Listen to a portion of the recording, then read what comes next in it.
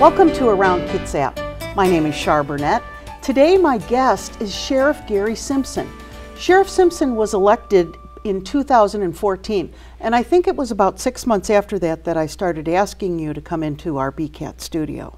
I've given you a lot of time. Yes, you've given me some time and getting prepared for it. We've got a lot to do to get ready for that, so we're happy to be here today, and hopefully I can answer some questions. Awesome. So Sheriff, give us a little bit of your background. How long have you been in law enforcement? Where did you start? Well, I started here at Kitsap County Sheriff's Office 32 years ago, and started out just like every deputy that gets hired, working for the patrol division.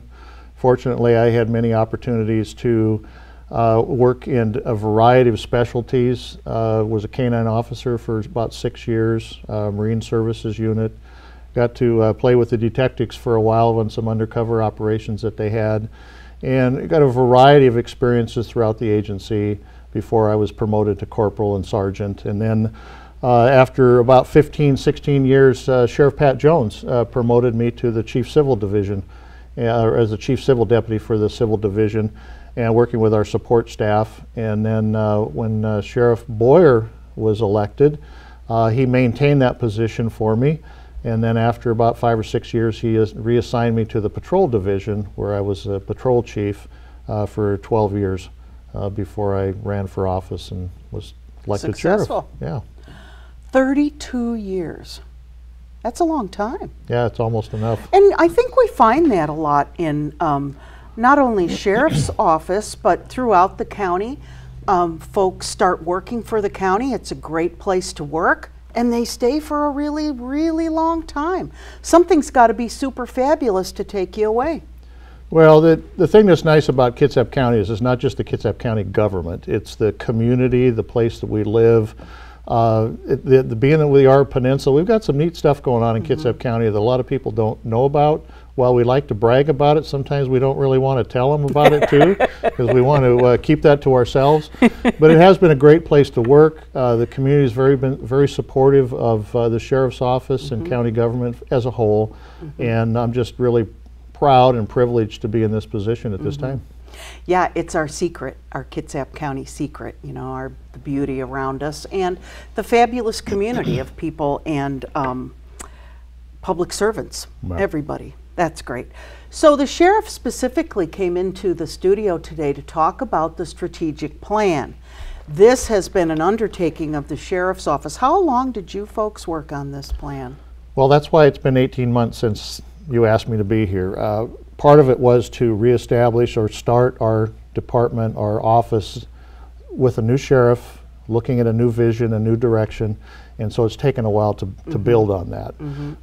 In 32 years that I've been here, we have spent time preparing for the future, but not always as far out in the future as we could have.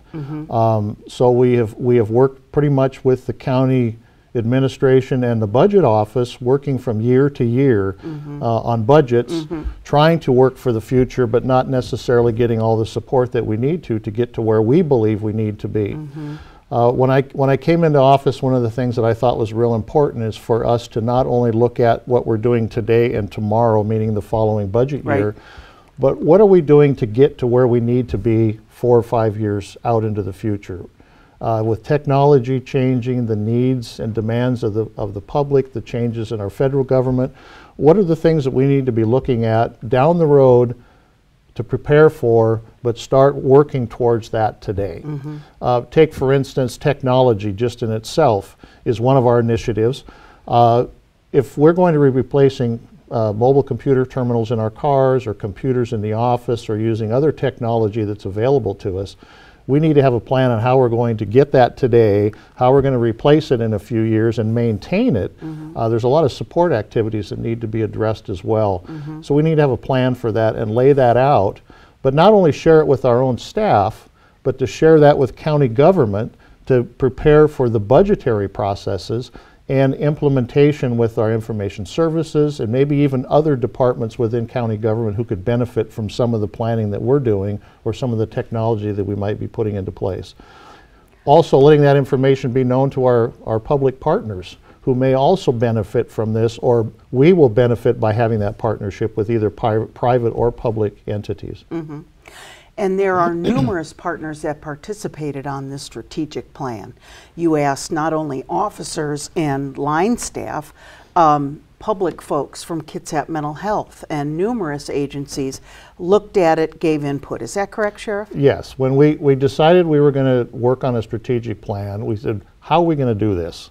Who's the expert? Yes, exactly. And so what we did is we went out and looked at an outside consultant to come in and guide us through the process. Nice. So that we weren't trying to do it ourselves and come up with the answers on our own. We're not the experts in this planning process. There's been a lot of other professions and businesses outside of government, and especially police departments, that have done this, so we wanted to rely on their expertise. We had an outside consultant come through and came in and helped us walk through the process.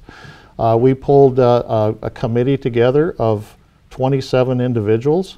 Wow. Which is hard to do. If you try to get anything done by a committee of 27, you realize that that's going to take a while. Lot. Yeah. So we started with bringing people in from all aspects of the organization, all levels of management, all the way from the top to the bottom and the bottom to the top, to bring in representation from the entire agency to work on what are our strengths, what are our weaknesses, what are our risks, and what opportunities do we have to build our organization. So we spent a good year having meetings and team building, really sitting down and having some hard discussions on what we were doing and what we should be doing.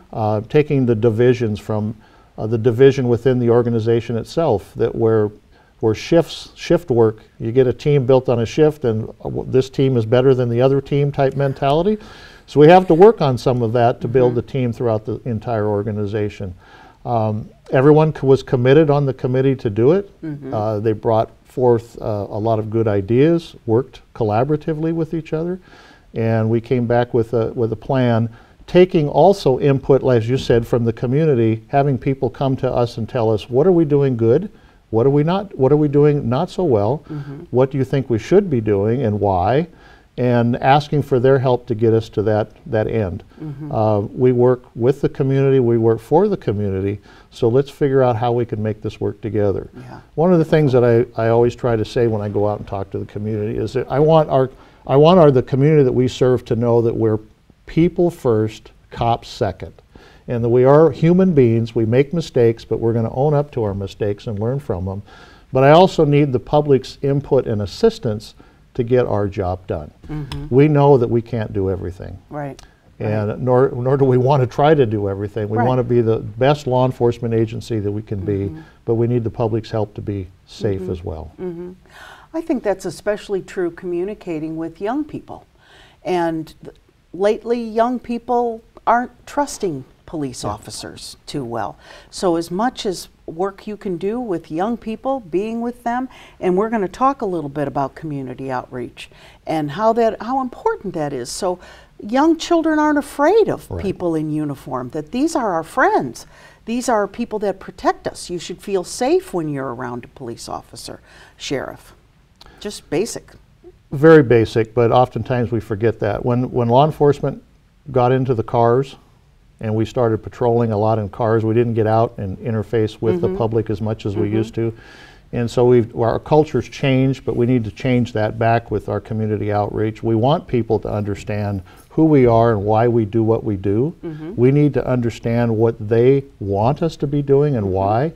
And sometimes we just have to stop and think about how we can do that differently to be a part of the community.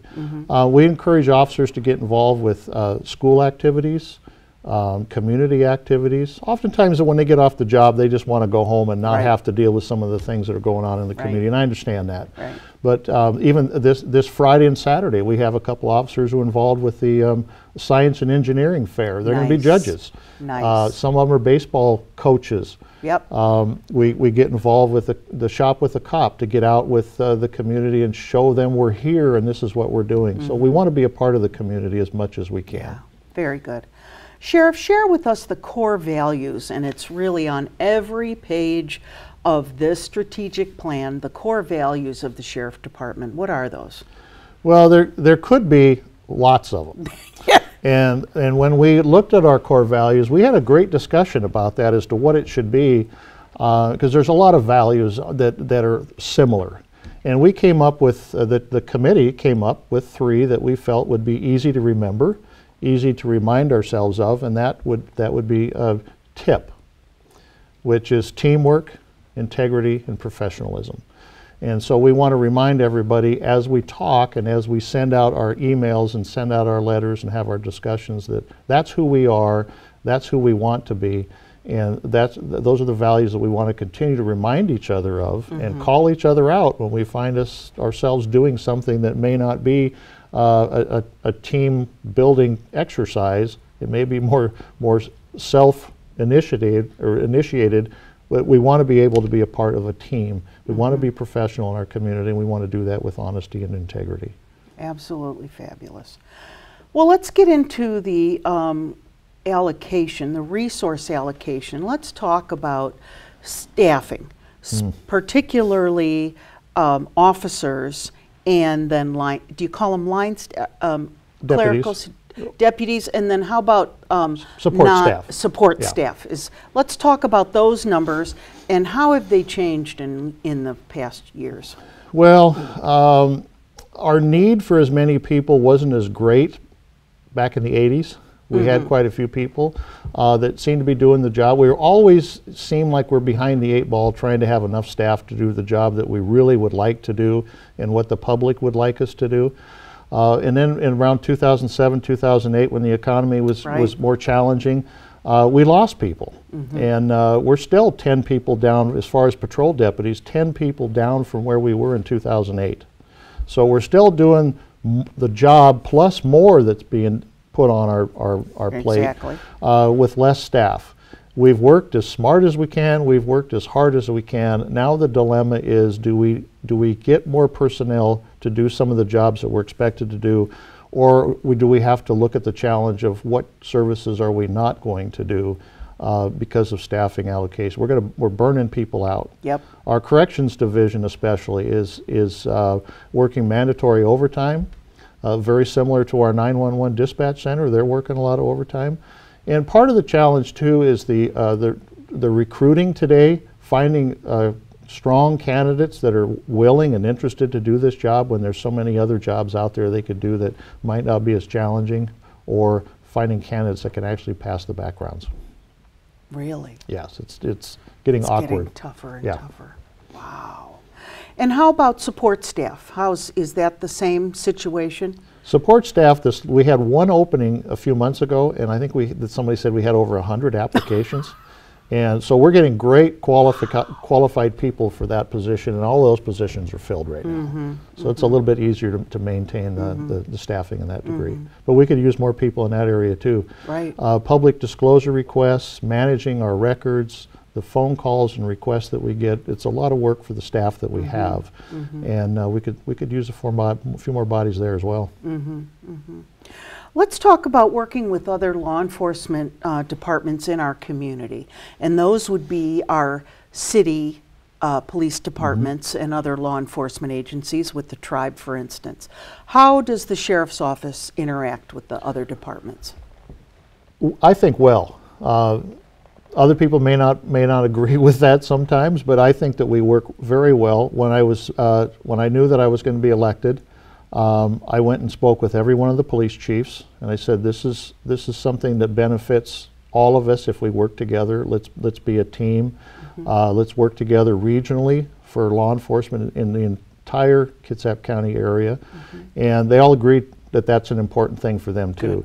They don't have all the resources they need as well. We don't have all the resources. We know that the people that we're trying to when we're trying to enforce law enforcement and arrest people, there's no boundaries. They move from one place to the next, and so we want to be able to communicate. We want to share resources. We want to share programs. And it's a benefit to us to do that. If we're take, for instance, our records management system. Years ago, we needed a new records management system. So we went out and found one. We shared that with all of the cities. So we're all using the same program, which goes into the 911 center. That information is downloaded into our reports, and each one of us have control of our own reports, but we're all using the similar file servers and similar communications for that. So it's a benefit that we do it together rather than trying to do it separately. Yeah, excellent. And we have had some new police chiefs in our community, and some that have been around for a little bit of time, but I think there's been quite a influx of new leadership in our law enforcement community in Kitsap, which is good, really good, especially working. I know recently there was a League of Women Voters Forum regarding law enforcement into the 21st century and homelessness situations, so working together really makes us more powerful. Well, it does, and it makes us more uniform in the work that we're doing. Communities expect one level of service in one area and similar service in another area. I was fortunate to be on the selection committee for the Paulsbo Police Chief with Chief Strand, and it was nice that, and Chief Hamner as well. Mayor Erickson understood and recognized that the law enforcement in Kitsap County needed to have a collaborative response, and wanted to know what we felt and what we saw was necessary to maintain that relationship with the Paulsbo Police Department. So she invited us in to be a part of that, and we appreciate that, because that helps us. That helps. The chief that was selected is an outstanding candidate. We're very pleased that they took our recommendation, and so we have had some change in leadership, and it's really, I feel, has enhanced and brought other ideas and other outlooks from other organizations, so we can get the benefit of that as well in Kitsap County. Excellent. Let's talk about facilities next. So the Sheriff's Office has a Silverdale precinct, they have the jail, they have a precinct in Kitsap, and a storage unit somewhere, and also your big headquarters, which is in the courthouse of our county admin building. Yes. That's spread out all over the place. Yes. I think the number one topic is probably what's going to happen in Silverdale. Is that the biggest? Is that the first on the list? Well, for me it is. The crystal ball isn't. I haven't found that crystal ball yet. I've worked with several of the commissioners trying to figure out what we're going to do with the central Kitsap community. And originally the plan was different from where it's at today. And I think the direction it's going is the right direction. It's not something that I believe you want to have a law enforcement precinct right in the middle of a community center or an area where people are going to gather. We want to have an exposure. We want to be a part of and be in the community, but I don't think our operational center needs to be right where it's at right today. When we moved into that building 23 years ago, it was not designed specifically for a law enforcement facility. The commissioners today are working with us with developing a needs assessment, so we can develop a plan on what it should be and where it should be to meet the interests today, 10 and 20 years out, so that we're not doing the same process in 20 years. But also taking into consideration what that might look like if Silverdale does incorporate. It's always a possibility. Always. And so we want to be prepared for that opportunity as well. I've had several meetings with the community council and other interest groups in Silverdale, and they've expressed us, they like the services the Sheriff's Office has been providing, and they would like to have us be their preferred provider when the time comes, so that we can contract services for that area. So that's all being kept in mind. Good. We need a new precinct, but first we have to design or determine and do inventory. Well, first we need to inventory what we actually need, and then find out where we can put that, and then start working on a capital campaign to get it done. Right, right. How about the jail, Sheriff? Yeah, how about that jail? Boy, you know, the one thing I've learned over the years is the jail is an interesting animal in itself. I bet. It's its own city, its own environment. Yeah. We house over 400 people in that jail every day, plus our staff. So there's a lot of activity, a lot of things going on, interacting with the courts, interacting with families and programs. That's a facility it's outgrowing itself as well. It was built about 20 years ago with a 20-year lifespan, And we're at that point now where we're having to make decisions on what to do with the people that we're bringing into the facilities. Can we facilitate what they need? And here again, this is another change that's happening with the community, with the programs and expectations that the community has, especially with substance abuse and mental illness and homeless. Right. We're not housing people and then sending them out the back door. We're trying to work programs within the facility, and I've said bring in any program you want to bring in that's going to help people not have to come back, but bring a program director and staff with it. Our corrections staff are not professionals in a lot of these areas. They do a great job in what they do, but they're not mental health professionals. They're not people that are going to be dealing with substance abuse and how to get past those processes. So we need people, experts, to come in and help work with the inmates while they're there to get them out. But part of the challenge too is they're only there for a short period of time. The average stay is somewhere between 12 and 14 days. So it's hard to get somebody into a program and get them settled into that and start in the right direction, and then they're out the door they go. So, and here's the resources. Yeah, well, so we want to make sure that we're actually physically handing them off to a resource so that they don't go back into the same environment they were at beforehand and not get out of that cycle. How about Kingston? What's happening up there? There's a presence, the sheriff's office has a presence in Kingston. We have been renting a building up there for several years. When we had more staff, support staff specifically, we had it staffed during the day for business hours for people to come in and do some of the work that they needed to do and have the interaction with the sheriff's office without having to drive all the way to Silverdale or to Port Orchard. But the front office got closed down when we started cutting back in staff. But we've kept it open for our deputies that work the north end. So they have a place to go and work, do their reports, contact people if they can there rather than going somewhere else. And the understanding is we're working now to get that reopened and put somebody up there at least on a temporary basis so we can reestablish that direct communication with the public. Good. There's also your office and numerous sheriff staff office in the old courthouse in Port Orchard.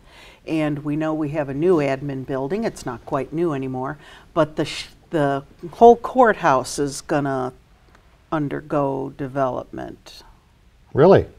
Maybe not. Maybe that's misspeaking. At this point, I really don't know. When the Public Works building was built a few years ago, the admin building was built. Then the next step was to go across the street and work on the courthouse. The courthouse has had some remodeling. But that's about the time that we got to the point of running out of money again with the economy. So I think the discussion is coming up again to where we can go ahead and start planning on that. The jail is going to be where it's at. Sheriff's office has to be in Port Orchard, it's the county seat.